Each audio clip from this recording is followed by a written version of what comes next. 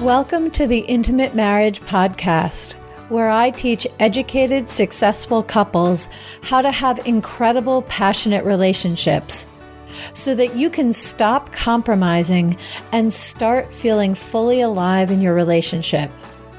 I'm Alexandra Stockwell, aka the Intimacy Doctor. I'm a physician, a relationship and intimacy coach, and I'm an intimate marriage expert. My husband and I have been married for 26 years. We have 4 children and full professional lives, and we've created an amazing marriage. I've shown hundreds of couples how to do so as well. So if you want to deepen your understanding of your own relationship and learn to access new heights of emotional, sensual, and erotic intimacy, you're in the right place. I will show you how. Now, let's dive in.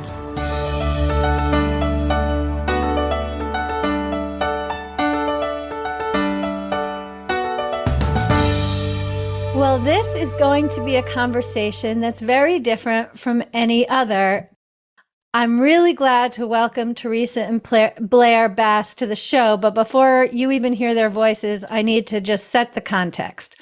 So Teresa contacted me on email, and we went back and forth because it's clear that Teresa and Blair and I share a lot of the same values and both have a good portion of our lives devoted to helping couples have more intimacy and whatever that looks like for them.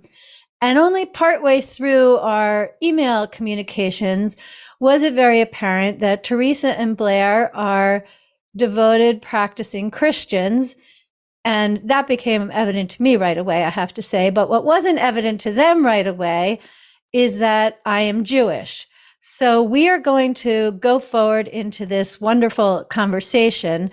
And I just want you to know that we're going to go into realms related to religion and sex in Christian marriages and other topics which I've never addressed. I generally speak about marriage and intimacy with an openness which accepts the deep humanity that is present in every relationship, knowing that the particular form of spirituality, religious practice, and related guidelines leave room for so much creativity, love, and connection, whether you have an explicit set of religious rules you're following or not. So that is where I'm coming from as we proceed into a conversation that I'm super excited to have. So right off the bat, welcome Teresa, welcome Blair. Thank you. We're excited to be here. We appreciate the opportunity to speak with you and your audience. Yes, thank you. Yes, you're very welcome. I want to read from your bio because I really loved reading this. The two of you are a Christian husband and wife team from North Carolina. Through one of the valleys several years ago in their marriage, because any long-standing marriage, of course, has hills and valleys, and you've been married over 20 years. How long have you been married? Actually, tomorrow is our anniversary, and we will be 24 years tomorrow. Oh, congratulations. Well, before I proceed, any particular way you plan to celebrate 24 years? I don't know tomorrow. We may go have dinner. I did plan a date night this past Friday and took her out to dinner, and we did dinner and a movie and some other things. And so we kind of celebrated over the weekend a little bit. Yep. But okay, I totally connect with that approach. I think that's the thing you don't necessarily know when you get married, but at 24 years, sometimes keeping it simple is lovely. Well, before I go further, Teresa, what's something you know about marriage 24 years in that you didn't know when you started? That is a loaded question. I'm looking forward to the answer. You put me on the spot a little bit. Gosh. I guess the word that comes to mind probably is patience. And always learning, maybe. I think we kind of early on, you have some You're pretty naive looking back now. But at the time, you think you got it all figured out. We're all in love and everything's going to be good. And then kind of now, 24 years looking back, I didn't know anything. But I'm still learning. I'm still learning how, my husband thinks and works. And, obviously there is some predictions there, but you still learn. You're still learning, you're learning how to communicate. You're learning how to be a better wife. You're learning, how to help your husband. So yeah, that's what I would probably say. Well, I love that answer so much, and it reminds me and affirms and expands my gladness in interviewing the two of you. And I'll step back and just say a little bit that my family and we lived in rural Southwest Kansas for 2 years, from 2010 to 2012. And when we moved there were 40 churches and one bookstore. And within a few months of our living there, the bookstore went out of business. And many, many, many people who became good friends had never met a Jewish person before and didn't realize they had met a Jewish person until we'd already become friends. I know in some cases they wouldn't have even become friends with us if they had known. But be that as it may, I have 4 children, and my older 2 were teens. And so they were involved with the other teenagers there and exposed to all kinds of purity culture teachings. And maybe you'd like to define purity culture for listeners who are unfamiliar with that. I may add my twist, but Blair, how would you define purity culture? Well, when I think of purity culture, when you say that, and I may not even define it the way you may be thinking about it, but I would define purity culture as avoiding any type of sexual activity, either prior to marriage or once you're in marriage, not having any sexual activity outside of marriage. So that's my view of purity culture. Okay, well, that's the purity culture that I'm familiar with. But when you say it, it sounds pretty straightforward. Okay. No sex before marriage, and once you're married, only have sex with your spouse. That seems pretty straightforward. But as the mother of a teen girl becoming friends with other teen girls, it had a lot more to it, which I could talk about it in terms of the inspiration and the beauty and what you might call the godliness, but I'm going to actually for a moment talk about the shadow side of it, the part that concerned me, which is that one of the main ways, particularly girls, learn to be good in the purity culture is to basically look at sex as sinful, to make it something that they should not desire or think about or be interested in, that to be a girl who is sexually alive and interested is bad and sinful and damaging in the context of a relationship with God. And to have no interest and kind of be above sexual inclinations is the finest way to be pure and then be ready for marriage. And anything I'm saying, I may well oversimplify, but there's certainly some truth in that. And the problem is that then once the wedding takes place, once the bond is formed, those same girls, there's a version of this with boys too, but I'm going to talk about it in terms of the girls. Those same girls who have been conditioned, trained, had modeling, and been rewarded for completely disconnecting from their sexuality and sensuality, now they're married and are expected to know how to be fully present and enjoy pleasure and open their heart and open their legs and really be present for what their Christian training has taught them is possible and necessary in a good marriage. And in my experience, I have not found that weddings actually have that transformational power. You don't. Absolutely. I actually, the way you just defined that, I could not agree with you more. I don't think Teresa could either. And even from our perspective, and again, not trying to keep it Christian, but we started this store for the reason you just described, which so I grew up in a Christian family. My father was a minister. I've got ministers in our family, so I grew up in that environment.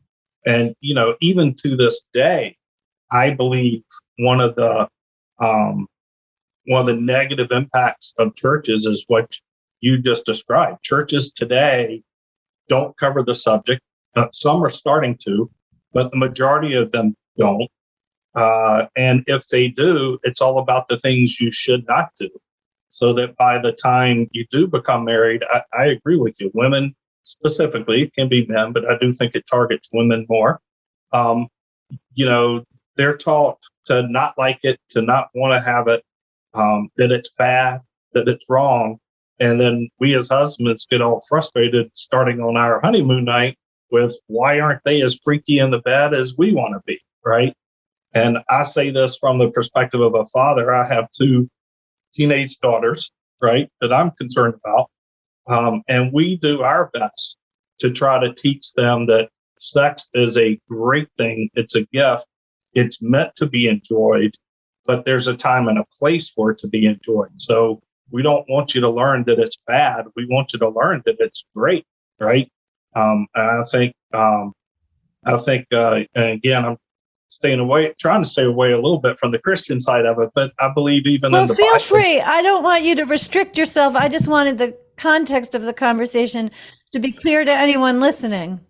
Great. Well, I think even in the Bible, it's extremely clear that you should be, that you should enjoy sex. I mean, just reading Song of Songs, right? It's all about drink from my cup until it overflows. I mean, there's tons of imagery throughout the scriptures about sex and be fruitful and multiply and whatever. So I do believe the church as a foundation, not just one church, but the philosophy of church has played a major part in our society of painting sex to be a bad thing. And so we want to be part of the movement that tries to change that thought, that image, and whatever. And I'll be quiet, let Teresa talk, but because I do talk a lot, I'm sorry. But we just experienced this in our own church, right? We were members of a church, and we don't go promote what we do with our store just publicly, just for our girls' protection, right? For their reputation. But somebody in our church, this happened about 8 or 9 months ago, saw one of our social media posts, and it became this big thing. And the leaders of the church asked us to step away from serving in the church. So you can still be members, but you can't serve here because sex is bad and we don't agree with the message you're trying to send. So it happens to this day, happened to us, it'll happen to others. And I agree that's a bad message to be sending. Okay, well, that's pretty powerful what you shared. And I want to just dial out because you referred to your store a few times. So I'm going to go back to read one of the things in the bio you sent me. Says, as we continued to learn the importance of God's design of sex and intimacy in a Christian marriage, we found there to be a lot of great resources talking about it, but very few helping us put it into practice. And that is the understatement of the Christian year. I mean, that is so spot on. And I really love that the two of you decided to do something about it. You opened your store. I'm going to ask you more details about it, but just to have all the facts out there, that you have a store called Romantic Blessings, which is a sex toy shop for Christians, or I guess anyone can purchase, but it's a Christian sex toy shop. That's where the Christian with goes. No nudity, and yeah, so that anyone who's a Christian can be very comfortable being a shopper at Romantic Blessings, because they're not going to need to wade through pornographic imagery in order to get to a simply packaged toy that might really allow a more Christian sex life in the way that you've painted it, Blair. So that's what we're talking about. Why don't you say a little bit more? I mean, how did you get to sex toys? I know yours is not the only Christian sex toy shop online, but how did you find your way to toys with whatever either one of you is open to sharing about that? And then we're going to come back. I'm going to ask you questions about your church in case any listener had their attention piqued like I did. But how did you go from discovering whatever you discovered in your own bedroom to purchasing and then choosing to sell toys? I think you could answer that a little bit better. Okay. I mean, sure. It started with him, really. So I'm going to let him start the conversation. Well, and I guess just a quick little background. So in my other career life, because I do have a full-time job, so does Teresa. Outside of we do our store kind of on the side a little bit. But my background is in supply chain, inventory management, distribution, wholesale, manufacturing. I do a lot of business executive consulting in that area. So it's kind of my background, has been for 30 years. So a couple of years ago, Teresa and I went through some struggles in our marriage, and as I think all couples do. And we had kind of grown apart a little bit. We were kind of living our own. We were so busy, kids, like everybody gets. I was work, travel. She was doing her thing.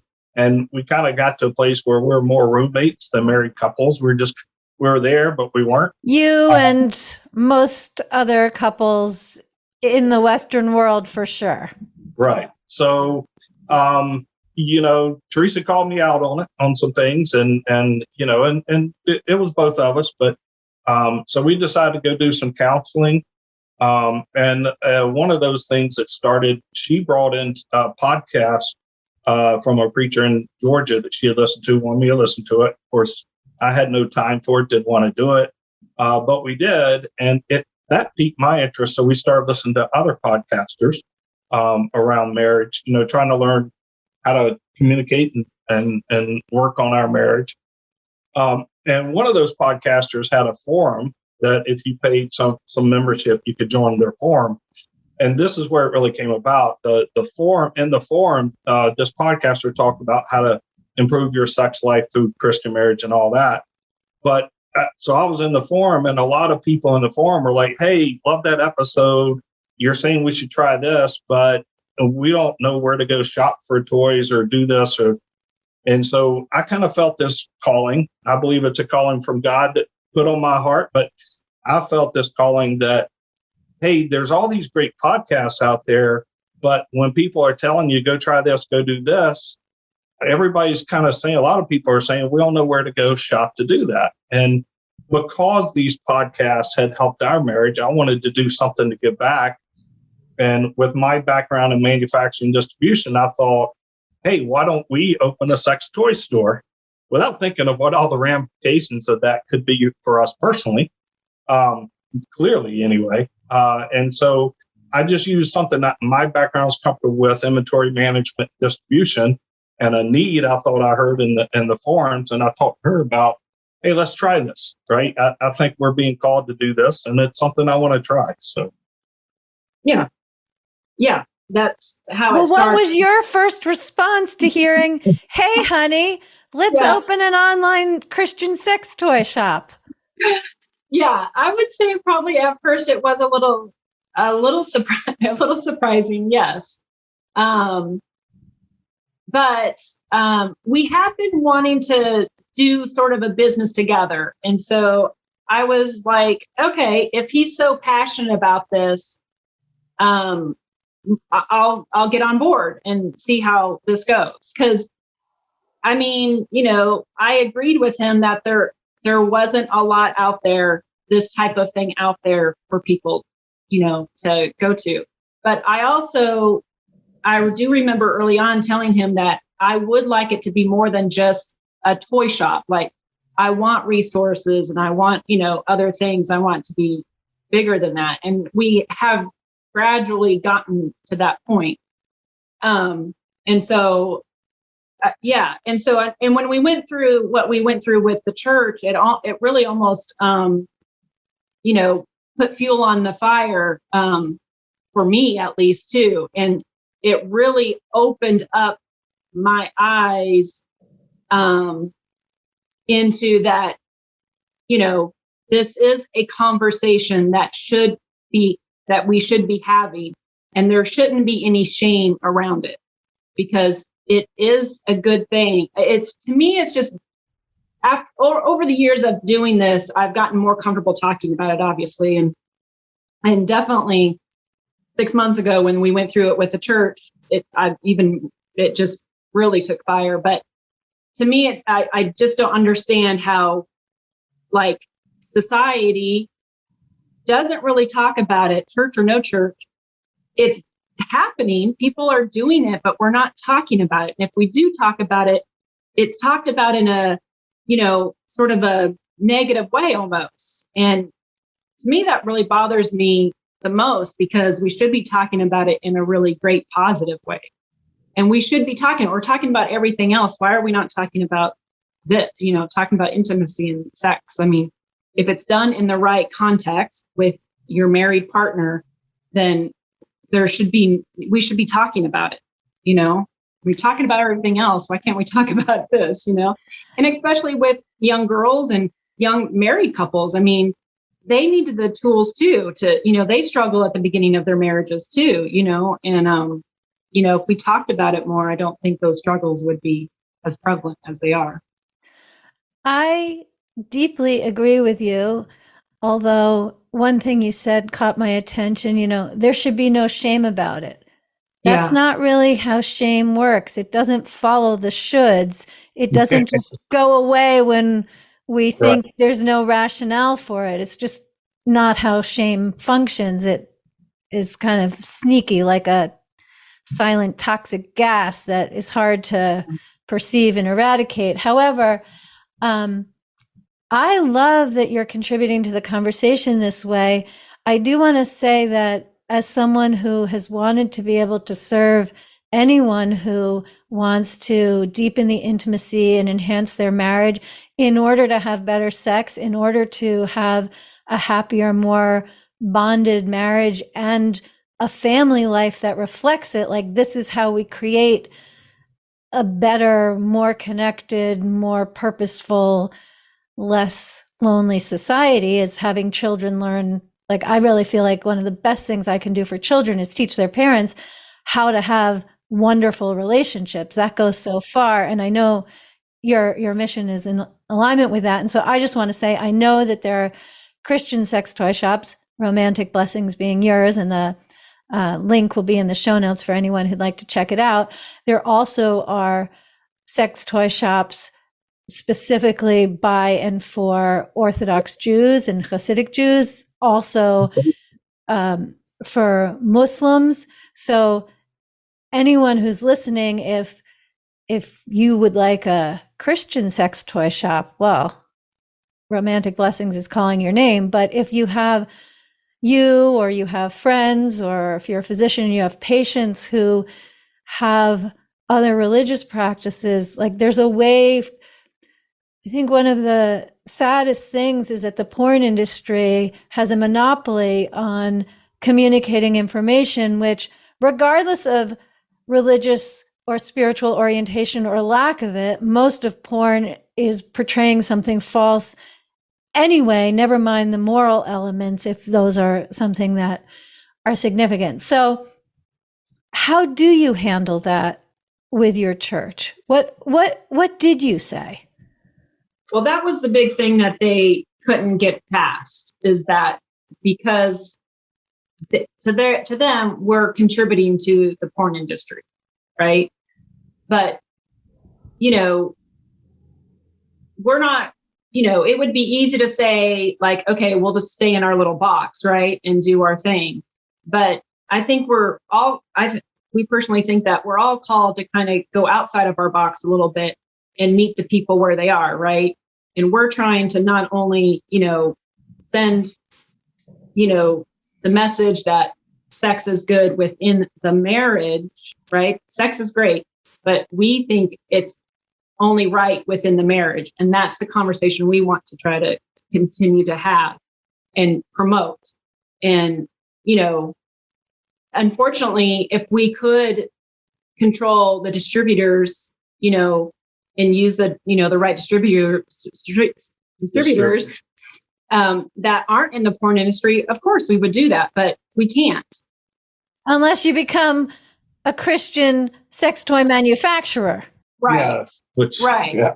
But that, we don't feel like that's where we, are called to be. But, so. I see. So part of the issue is that by supporting the companies that are making the toys you sell, you're indirectly supporting the porn industry. Yes. Okay.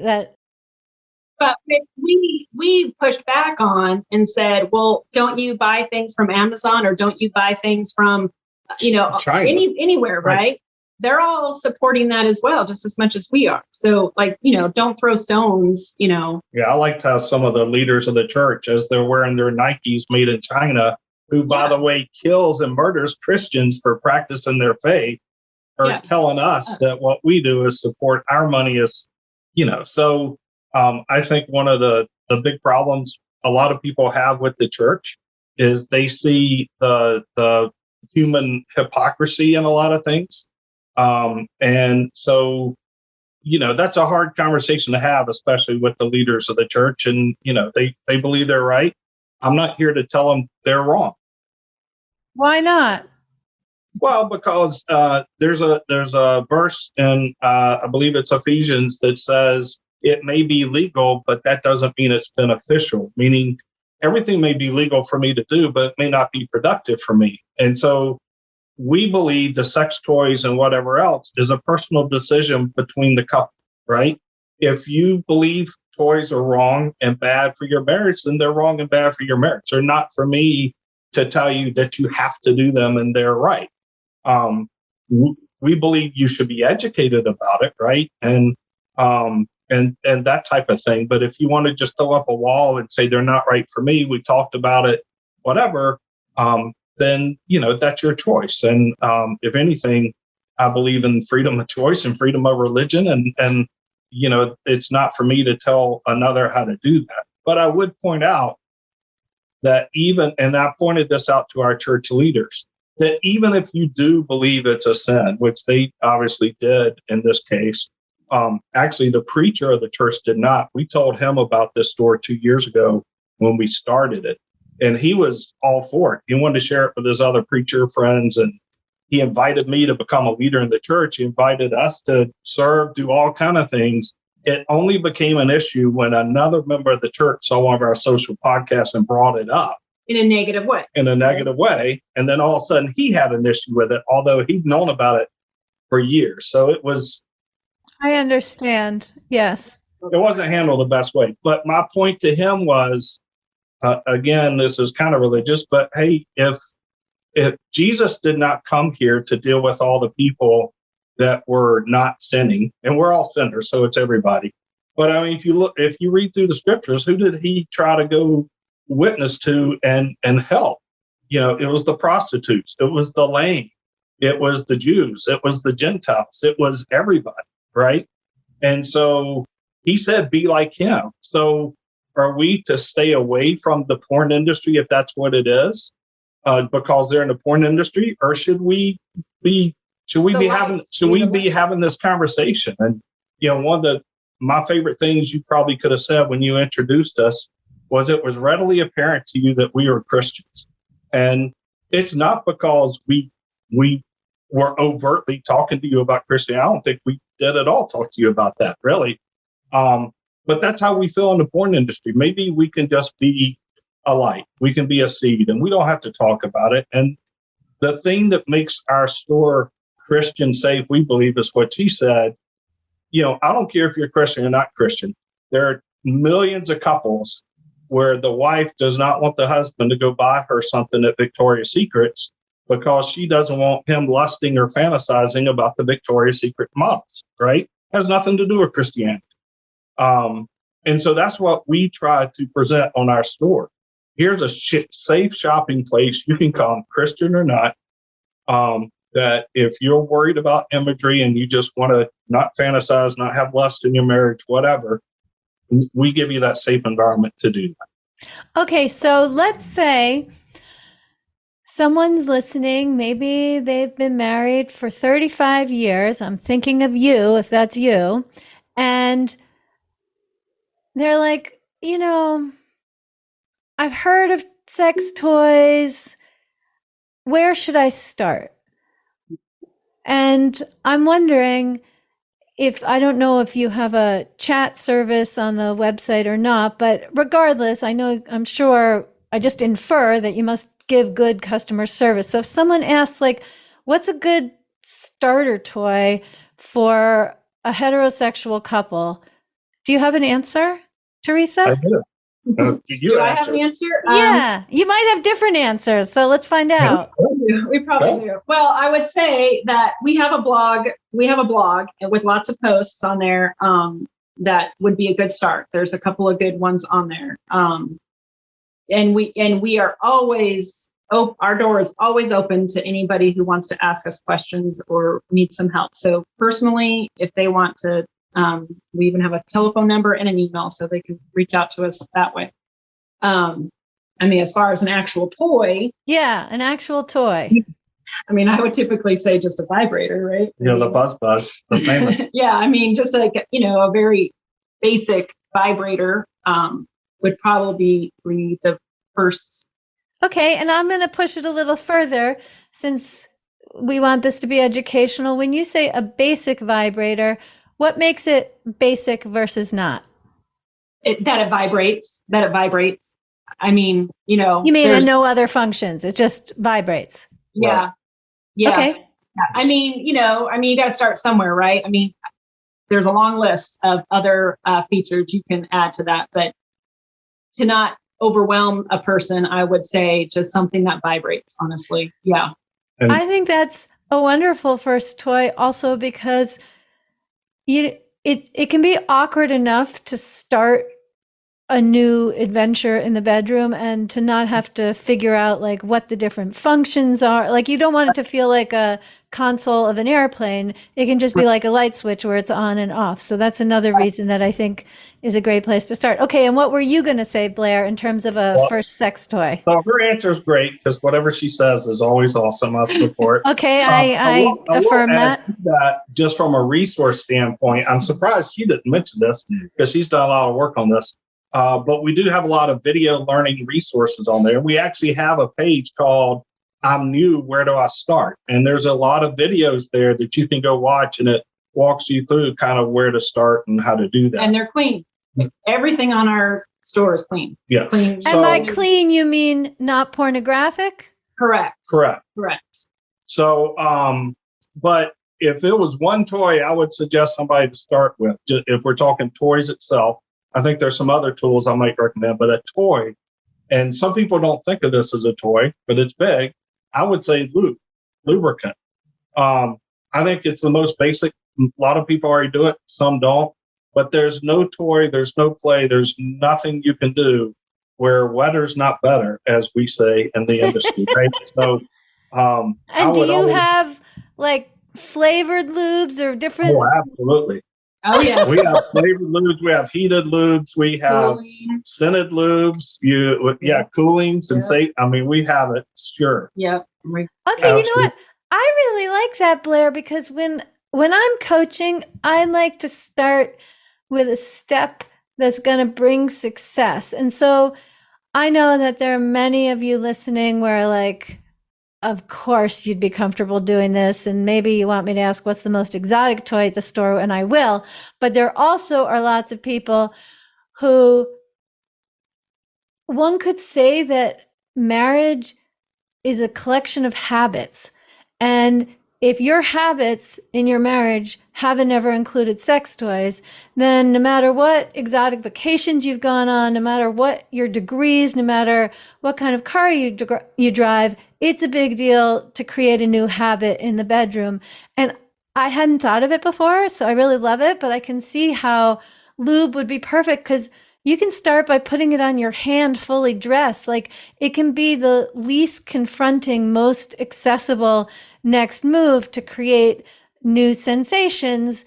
And then you can experiment with how to make those sensations more pleasurable. So I really love that. And I am going to go ahead and ask, it doesn't have to be the least basic toy that you sell, but what's one that isn't really basic that maybe someone who has a lot of experience with toys and has a little collection in a basket lined with velvet, what might they add to their collection?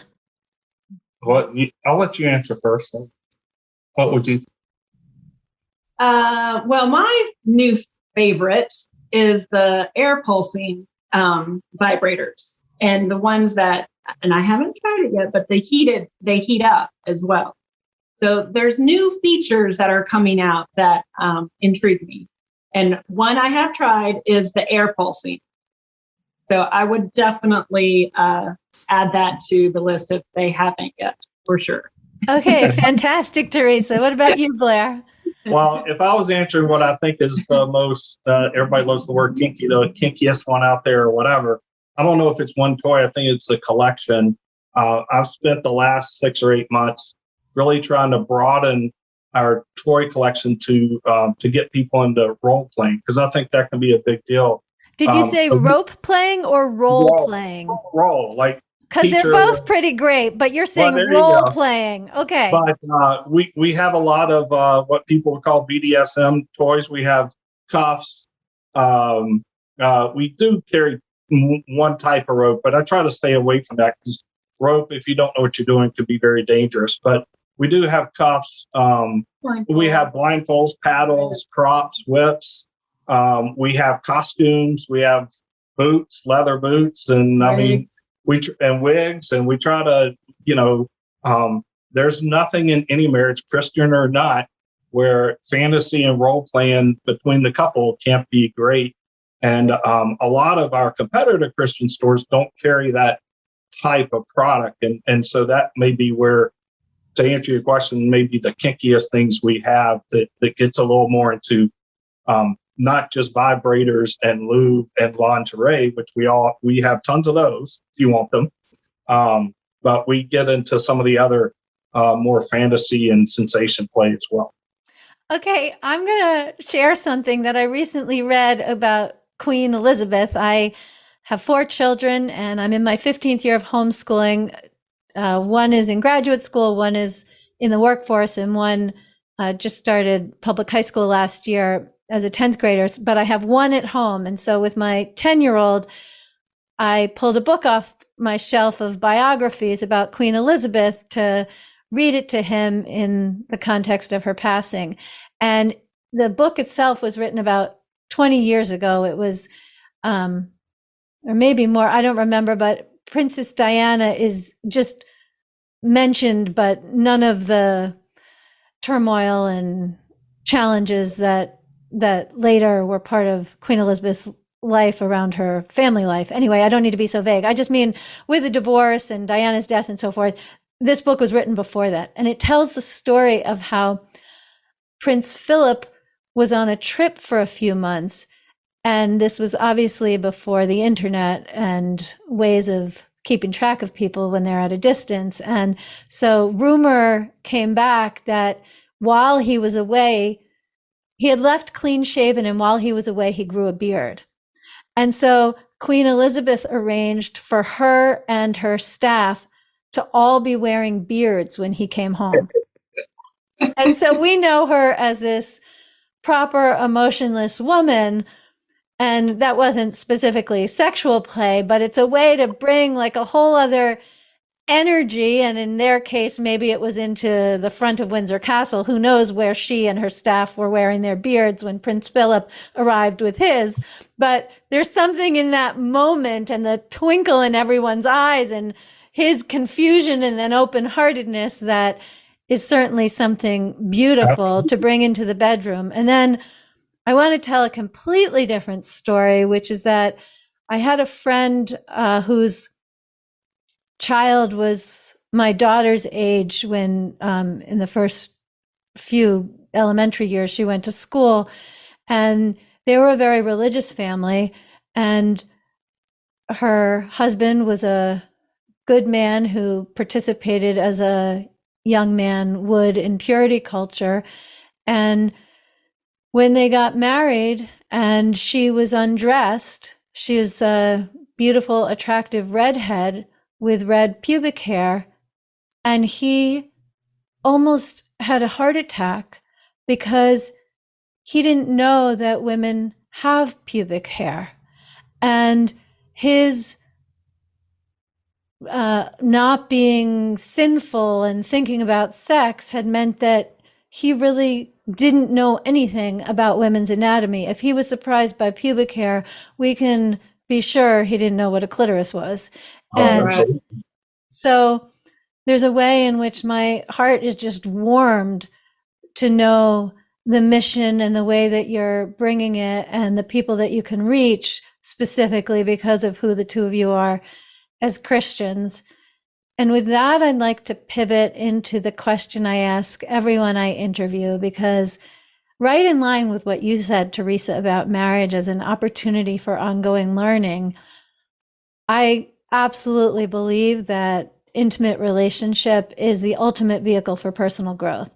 So I would love to ask you, Teresa, what have you learned about yourself as a result of specifically being married to Blair? Well, this may not sound good, but I think it is good. At least I look at it as a good thing, is that I know I have weaknesses, and I'm okay with that because he helps with those weaknesses. That sounds pretty fantastic. Yeah, and I'm okay, like, I don't look at it as a bad thing. Like, I know I have weaknesses and I'm okay with that, but I know that, he compensates for my weaknesses. And I think my strengths, can compensate for his weaknesses. And I think just realizing that I have those, I think for so many years, I may have known I had weaknesses, but I didn't want to admit it or, say them out loud or whatever. But as I've gotten older, I would say that I've come to terms with those weaknesses, and I'm okay with that, especially being married to him, because he can. I think that is exquisite, Teresa. Self-acceptance is so powerful. It's its own aphrodisiac, and I love what you've just shared.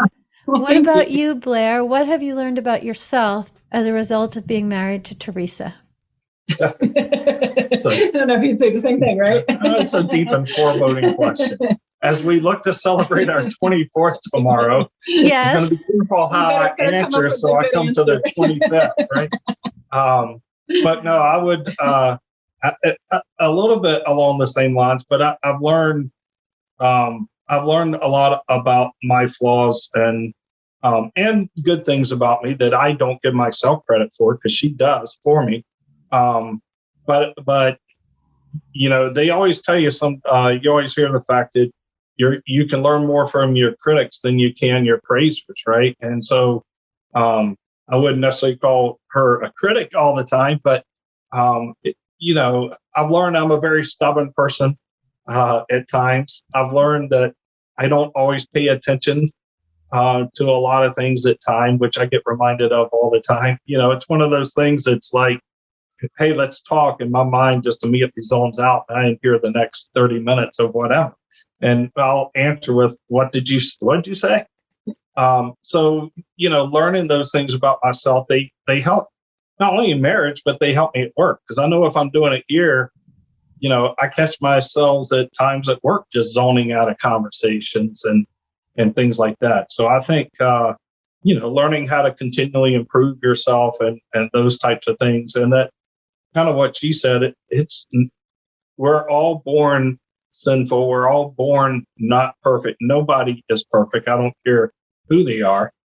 And so I've had to learn in marriage that, accepting things, getting up and loving every day, doing everything, it's actually a choice. It's not a feeling. It's more of a choice. And, things can get bad in a marriage. And the way you stay together is you have to choose that you want to work on and stay together. And so I think her helping me realize some of those things that I can't just la-di-da go through marriage and life. I have to choose to get over things and do things and work on things to get better. So, Well, thank you so much thank for, you.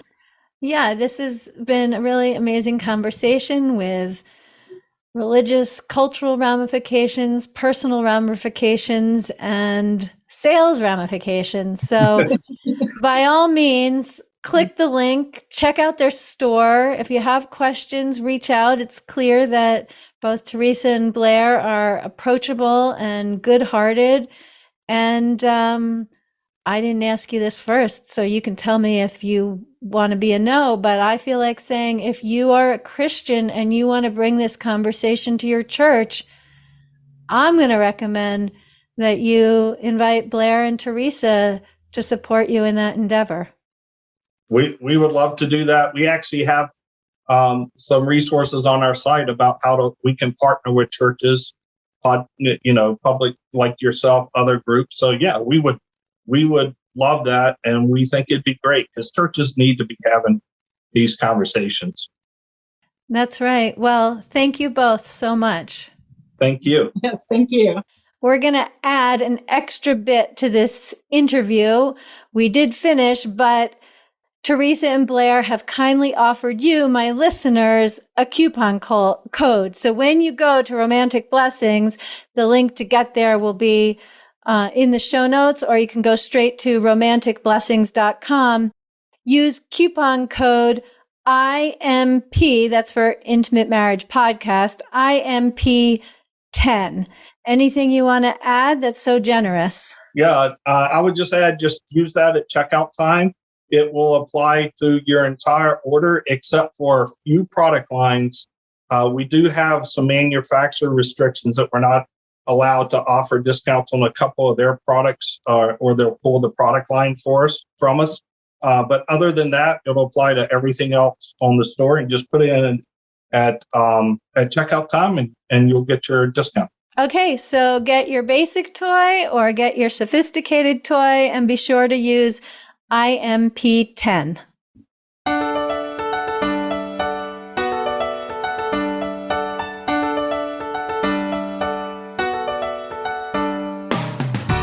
If you enjoyed this episode, share it with a friend, and please leave a rating and a review. And if you're ready to deepen your relationship and create a truly intimate, delicious, and vibrant marriage, head over to the Work With Me page at alexandrastockwell.com and choose the program that's right for you.